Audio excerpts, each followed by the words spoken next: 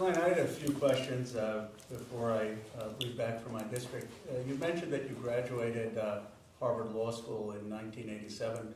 As a ballpark, how many years after that have you spent in public service? Well, Congressman, I could do the math if you really need me to, but I'd say roughly about half my time since then has been in public service. And I'm sure you had other classmates who made different choices. They went to law firms, they went to private equity, investment banks, all fine things to do. My guess is if you had chosen that, you would have made a lot more money. Is that fair? I think that's fair. I think private law practice is a very important thing, too, in our country, and I don't begrudge anyone that. And I have done private law practice, both as a big firm lawyer and as an in-house lawyer for a venture capital firm and now for a major tech company. And I think people who do that also are doing something that's in the public interest, too. Certainly. And there are Republicans who have made similar choices to you to go into public service, and anyone who makes that choice is making somewhat of a sacrifice. Is that fair? Well, I hesitate to use the word sacrifice. People are making sacrifices to the people who are serving in our armed forces and as first responders. They're truly making sacrifices. I think that the kind of public service I did as a lawyer in the government was a chance to hopefully make a difference for the better. But you know, my family never starved, and you know, I think that you know, it was my choice. My last question is, what do we need to do, though, to make it so that people like you, who are graduating in our top institutions, who have a passion for public service, whether Republican or Democrat, are choosing public service, that we're not making it so difficult for people to want to make that choice? Well, you know, I was very fortunate. My parents, who were both small business people, saved for my education. And I worked on Capitol Hill between college and law school and saved some money for my education. But I know that funding education is very hard, and a lot of people go into the private sector because they feel they have no choice financially. And so I've always supported, you know, more generous grant and loan programs to encourage people from less fortunate backgrounds than mine to be able to leave their college or leave their graduate program and go into public service. Public service, again, I never felt poorly paid, but it does not pay so as well as private work does. And I think people should, I think it's in our national interest to allow people not to be financially constrained to go to big law firms or big corporations and instead have a chance to serve the public in, whether that's as prosecutors or defense attorneys or you know, nonprofit groups or whatever. I think there's a lot of ways, or in this body as staff members, which is what I did when I first finished college, and after I finished my clerkship, I came back and worked in the Congress. And you know, I just think that we should encourage more people to do that. I think it makes a good difference whether you're a Republican or a Democrat, and I think that cost of higher education is a real impediment to that right now. Thank you. Thank you, Congressman. Good morning, Mr. Klain. Good morning. In the previous round, my majority colleagues asked you at length about President Biden's mental and physical condition during his term in office, as well as a number of book excerpts containing quotes attributed to you. I will get to the quotes, but I'd first, in the interest of making sure we have as clear a record as we possibly can, like to ask you generally about your assessment of President Biden's mental condition. You noted, as I understood your testimony, certain manifestations of aging in President Biden over time. Is that correct? Yes. What I said and what I believe is that the president's rhetorical skills ebbed over time. Anyone who remembers or seen videos of his rhetorical appearances in his 1988 presidential campaign, which was the first time I worked for him, he delivered stem-winder addresses, you know, powerful, booming, stentorian speeches that could be heard without a microphone in the back of the room, and you know, that was his political style. And by the time he became president and throughout his presidency, he was much more soft-spoken and quiet. And I think that that's a change.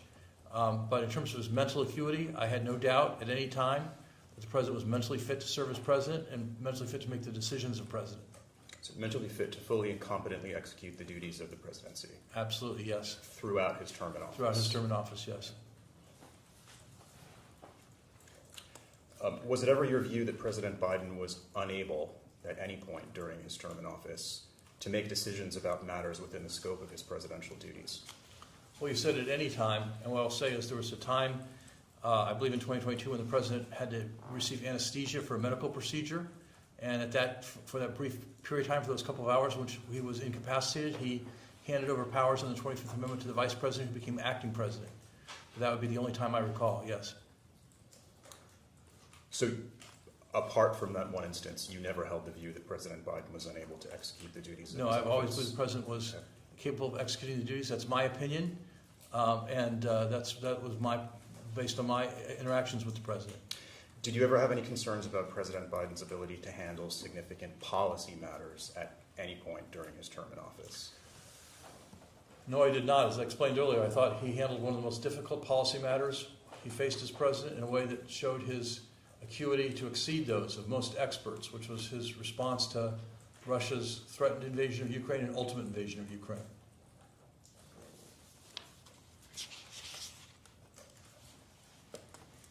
My majority colleagues asked you about certain portions of the book titled Uncharted.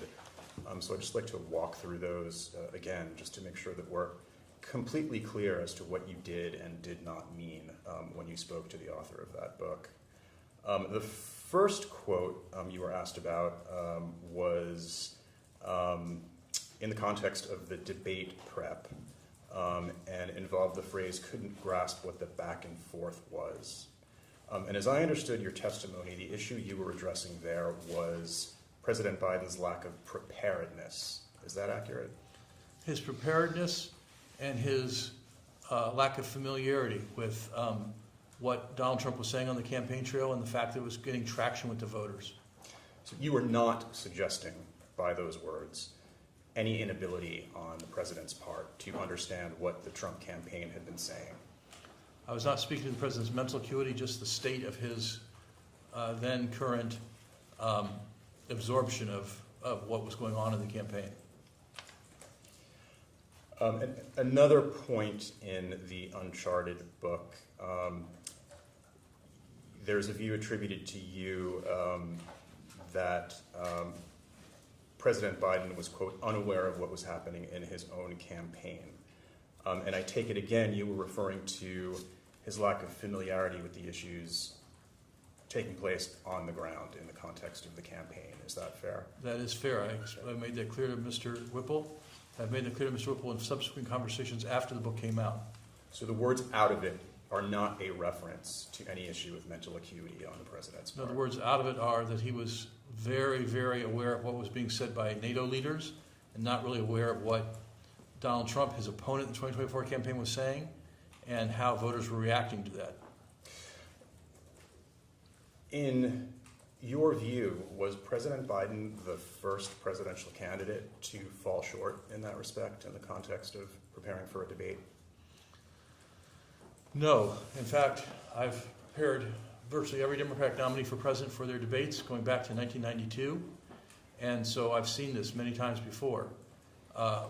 We saw this, as I mentioned earlier, with President George H.W. Bush in the first 1992 debate when I was working for then Governor Clinton. We saw this also when President George W. Bush debated Senator John Kerry in 2004. And even though Bush was substantially ahead in that race at that time, and his staff had said he would finish off Kerry that night, Kerry won the debate decisively, and the race became virtually a tie after that. So I think this is a common phenomenon that incumbent presidents face in their first debates. I think you also mentioned during the previous round that, in your view, President Biden was excessively focused on foreign affairs at the expense of domestic policy issues. Is that accurate? That is accurate, yes, in my view.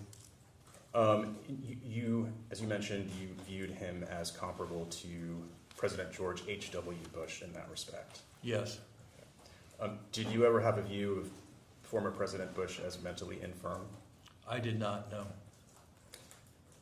You also alluded during the previous round to your view of President Biden's, as I understood it, strong command of foreign affairs. Is that yes. fair? He understood foreign affairs at a high level of expertise. Yes. and that was the case throughout his presidency. Yes.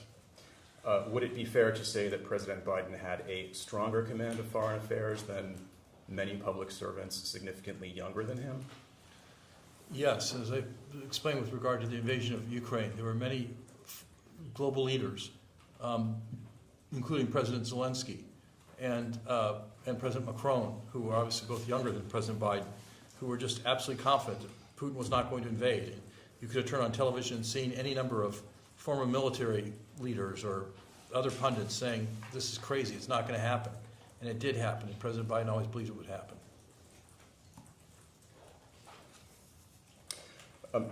There was also discussion concerning what I understood to be a different perspective on your part and on the president's part concerning messaging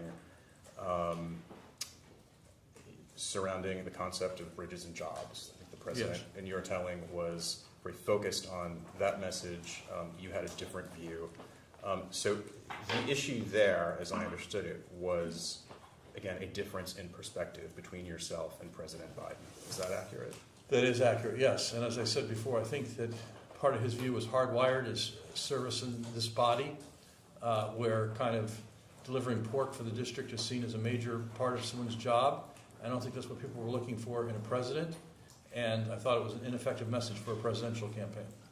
So if I'm understanding correctly, you did not attribute the president's view in that instance to any lack of mental capacity. No, I attribute it to habits developed over decades of service in the United States Congress. If I could turn briefly to an exhibit that my colleagues marked in the previous round, that would be the briefing memo. Yes. That was marked as Exhibit 2. I just wanted to note for the record that this memo consists of over 5 single-spaced typewritten pages. By my count,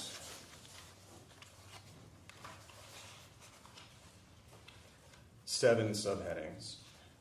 It contains significant detail, for example, on pages 3 and 4, references to the Supreme Court's expected ruling in cases involving access to mifepristone, the Emergency Medical Treatment and Labor Act, and Trump's claims of immunity from conspiracy and obstruction charges related to the 2020 presidential election. Mr. Klain, you were a co-author of this memo, as I understand. Did you prepare it for someone who you viewed as cognitively infirm? No, I obviously did not. I think the memo, though not extraordinarily complex, does raise a number of complicated topics, like the Supreme Court's expected rulings on EMTALA and mifepristone and the Trump and the whole issue of presidential immunity. And as I said before, I think the idea that I or others around the president thought he was mentally infirm is belied by the fact at all that we were pursuing this extraordinary early debate, which no sitting president had ever done in American history. Is it your understanding that the co-authors of this memo held the same view? It is my understanding that the co-authors memo held the same view.